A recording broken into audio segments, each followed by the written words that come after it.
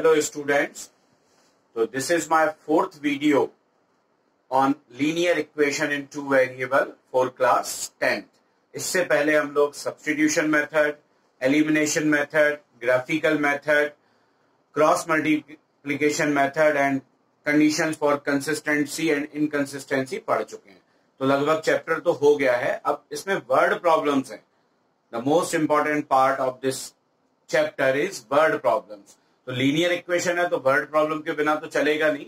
तो आज अपन क्या करते हैं, इस फोर्थ पार्ट में करते हैं कुछ वर्ड प्रॉब्लम्स. ठीक है. तो अलग अलग मेथड से हम कर सकते हैं उनको. सब्स्टिट्यूशन, एलिमिनेशन, क्रॉस मल्टीप्लिकेशन अगर पूछा है तो उसी से करेंगे. वैसे वर्ड प्रॉब्लम्स में पूछा नहीं जाता है. तो चलिए एक क्वेश्चन करते हैं. एनसीईआरटी से ही है. आपकी एक्सरसाइज 3.3 जो क्वेश्चन नंबर 3 है उसका 6th पार्ट कर रहे हैं अपन. What is the question? ये एज रिलेटेड क्वेश्चन है और अक्सर एग्जाम्स में पूछे जाते हैं. तो question is 5 years hence the age of Jacob will be 3 times that of his son. क्या मतलब हुआ? 5 years hence मतलब अब से 5 साल बाद. The age of Jacob, Jacob की जो एज है will be 3 times that of his son age. Jacob की एज उसके सन की एज के क्या होगी? 3 गुना होगी. 5 years ago और 5 साल पहले Jacob's age was 7 times that of his son. 5 साल पहले जैकब की जो एज थी वो अपने सन से 7 टाइम्स थी. ठीक है. What are their present age? हमें क्या निकालना है? उनकी प्रेजेंट एज. कंडीशन क्या दी है? 5 साल पहले क्या एज थी वो रेशो दिया हुआ है, वो कंडीशन दी है, और 5 साल बाद क्या होगी. ठीक है. पजल टाइप का क्वेश्चन है, वो दिया हुआ है. हमें पता करना है कि उनकी प्रेजेंट एज क्या है. तो चलिए देखते हैं. Let the present age of Jacob's be X year. हमने जैकब की प्रेजेंट एज को क्या ले लिया? X. And the present age of his son, Jacob के सन की प्रेजेंट एज को क्या ले लिया हमने? Y years. Age is always in years. ठीक है. चलिए अब क्वेश्चंस के अकॉर्डिंग बाय द क्वेश्चन, ये क्वेश्चन में जो कंडीशन दी है तो 2 कंडीशन है. पहली है आफ्टर 5 ईयर. पहली कंडीशन क्या है? 5 साल बाद. तो आफ्टर 5 ईयर, तो 5 ईयर्स के बाद क्या होगा? सपोज करते हैं, चलो आपकी एज कितनी है अगर अभी सोचा जाए, 10th क्लास में पढ़ने वाले बच्चे की जनरली एज होती है चलो 15 साल. ठीक है. मान लिए अभी आपकी एज 15 साल है तो आफ्टर 5 ईयर्स आपकी एज क्या होगी? 20 ईयर्स. कैसे निकाला आपने? 15 प्लस आपने क्या कर दिया? 5 ऐड कर दिया.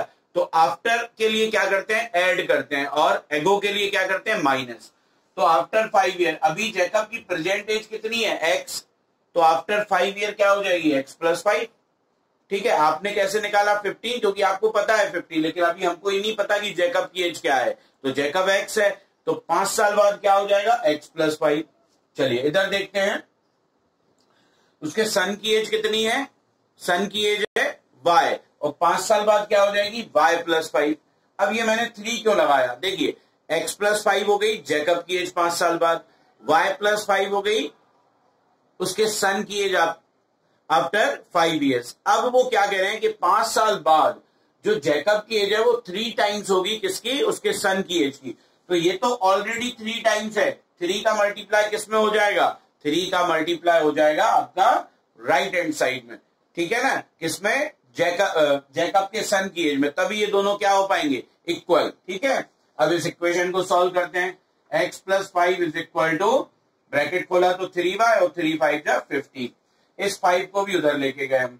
तो x is equal to 3y plus 5 minus 5, sorry plus 15 minus 5.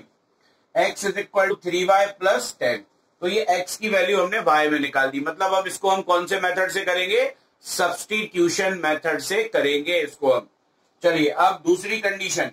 पहली आफ्टर 5 ईयर्स और दूसरी क्या? ठीक है ना. तो 5 ईयर्स अगो, तो 5 ईयर्स अगो के लिए क्या होगा?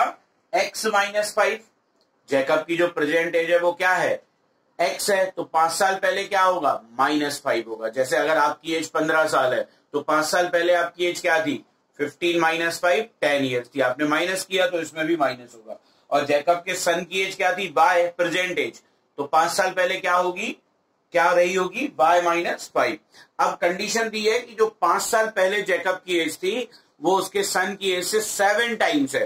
तो ये ऑलरेडी 7 टाइम्स है, तो दोनों को इक्वेट करने के लिए 7 किस में होगा? जैकब के सन की एज में 7 से मल्टीप्लाई होगा। फिर से इस इक्वेशन को सॉल्व करेंगे।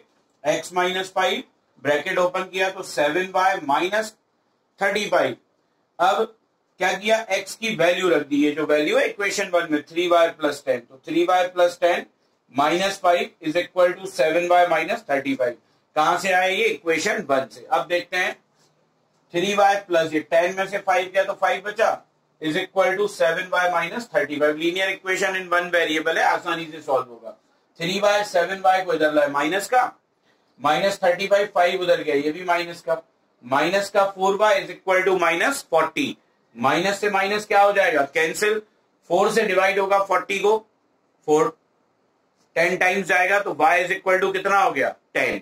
तो y आ गया क्या 10, मतलब जैकब के सन की प्रेजेंट एज कितनी है 10 ईयर्स है। चलो बाय इक्वेशन 1 ये y की वैल्यू उठा के इस 1 में रख देते हैं।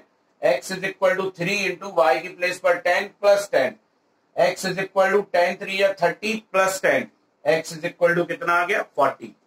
Hence Jacob's present age, Jacob की प्रेजेंट एज स्टेटमेंट लिखना जरूरी है। जैकब की प्रेजेंट एज हो गई 40 इयर्स और उसके सन की प्रेजेंट एज हो गई कितनी 10 इयर्स। अब चेक करें, ये तो प्रेजेंट एज है, चलो 5 साल बाद चलते हैं तो इसकी कितनी हो जाएगी 45 और इसकी क्या होगी 15 3 या 45, मतलब जैकब की एज उसके सन की एज के क्या होगी 3 टाइम्स, यही तो लिखा है। चलो 5 साल पहले चलते हैं, जैकब की एज क्या हो जाएगी 35 और उसके सन की एज क्या रही होगी 5 7 या 35 हो गई 7 टाइम्स, तो वेरीफाई भी हो गया क्वेश्चन। तो इस तरह से अपन वर्ड प्रॉब्लम्स को सॉल्व करते हैं। चलिए देखते हैं एक और क्वेश्चन। चलिए तो एक और क्वेश्चन करते हैं जो कि है एनसीईआरटी एक्सरसाइज 3.4 का सेकंड क्वेश्चन का थर्ड पार्ट। ठीक है, बहुत इंपॉर्टेंट क्वेश्चन है, आप 8th में 9th में भी पढ़ चुके हैं इस टाइप के क्वेश्चन। चलिए समझते क्या है। The sum of the digits of a 2 digit number is 9। क्या दिया हुआ है, एक 2 डिजिट नंबर, आप समझते हैं 2 डिजिट नंबर कहां से स्टार्ट होते हैं 10 से 99, तो उनमें से ही कोई एक नंबर है जिसकी दोनों डिजिट का सम है 9। ऑल्सो 9 टाइम्स दिस नंबर, जो भी नंबर है उसका 9 times is twice the number obtained by reversing the order. अगर डिजिट को इंटरचेंज कर दे, रिवर्स ऑर्डर में लेके आए, तो जो डिजिट आएगी उसका जो नंबर आएगा उसका कितना ट्वाइस, और जो नंबर है उसका 9 टाइम्स आपस में क्या है इक्वल है। तो आपको पता करना है कि नंबर क्या है। तो हमें ये पता है कि जो 2 डिजिट नंबर होते हैं वो 10 से लेके 99 तक होते हैं और उनमें एक 10th डिजिट होती है और एक यूनिट डिजिट होती है। तो चलिए सपोज कर लेते हैं यूनिट और 10th डिजिट को। तो let the unit digit of a 2 digit number be x। Unit digit को क्या ले लिया x and the 10th digit is y। 10th digit को क्या ले लिया y ले लिया। ठीक है, अब क्वेश्चन के अकॉर्डिंग बाय द क्वेश्चन क्या दिया है, दोनों डिजिट का सम 9 है, तो x plus y is equal to क्या हो गया 9। इसे यहीं पर इक्वेशन 1 दे देते हैं।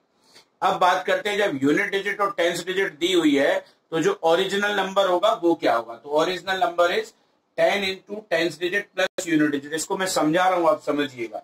सपोज करिए कि मेरे पास नंबर है 23 को मैं कैसे लिख सकता हूं 20 प्लस 3, तो 2 इंटू 10 प्लस 3। आप समझ रहे हैं क्या मतलब हुआ कि 2 डिजिट नंबर है उसको मैंने कैसे लिखा है। अब इसमें 3 इज द यूनिट डिजिट और 2 इज द 10th डिजिट, तो जो डिजिट जिस प्लेस पर होती है उसमें उसी का ही इंटू होता है। तो 10 into 10th digit plus unit digit, तो उसी तरीके से इसको लिखा है 10 into 10th digit plus unit digit. Clear, तो 10 इंटू 10th डिजिट कितना है y plus unit digit is x, तो ये हो गया 10y प्लस x। इसको यही रखो। रिवर्सिंग द डिजिट, अब रिवर्सिंग कर दो नंबर को। रिवर्सिंग मतलब डिजिट को इंटरचेंज करना है, तो यूनिट डिजिट 10th डिजिट की जगह पर और 10th डिजिट यूनिट डिजिट की जगह पर, तो एक्स वाई इंटरचेंज हो जाएंगे, तो रिवर्सिंग नंबर होगा 10x प्लस वाई। अब अगेन बाय द क्वेश्चन दूसरी जो कंडीशन दी है 9 टाइम्स ऑफ दिस नंबर, तो ओरिजिनल नंबर का 9 times is twice the reversing number, reversing number का ट्वाइस इक्वल है। तो 9 ओरिजिनल नंबर है 10y plus x, 2 reversing number है 10x प्लस वाई। ठीक, मल्टीप्लाई करो तो 90y प्लस 9x, इधर 20x प्लस 2y। ठीक है, 20x प्लस 2y, 90y इधर से लेके आया क्या 2y, तो माइनस का हो गया, 20x इधर से ले गए 9, तो ये भी माइनस का हो गया। ठीक है, अब ये 90 में से 2 जाएगा तो 88y, और इधर 20 में से 9 तो 11x, 11 से डिवाइड हो रही है इक्वेशन तो कर दो, तो 8y is equal to x, तो x की वैल्यू आ गई 8y। फिर से सब्स्टिट्यूशन मेथड, ये x की वैल्यू उठा के इस 1 में रख दो बाय इक्वेशन 1, तो x की जगह 8y plus y is equal to 9, 9y is equal to 9, तो y क्या आ गया 1, y की वैल्यू उठा के सेकंड में रख दो, तो x is equal to 8 into 1, तो x कितना आ गया 8, x और y की वैल्यू आ गई। अब निकालना क्या है नंबर, नंबर मतलब ये ओरिजिनल नंबर की बात कर रहे हैं, किसकी ओरिजिनल नंबर क्या है 10y प्लस x, तो 10 इंटू y है 1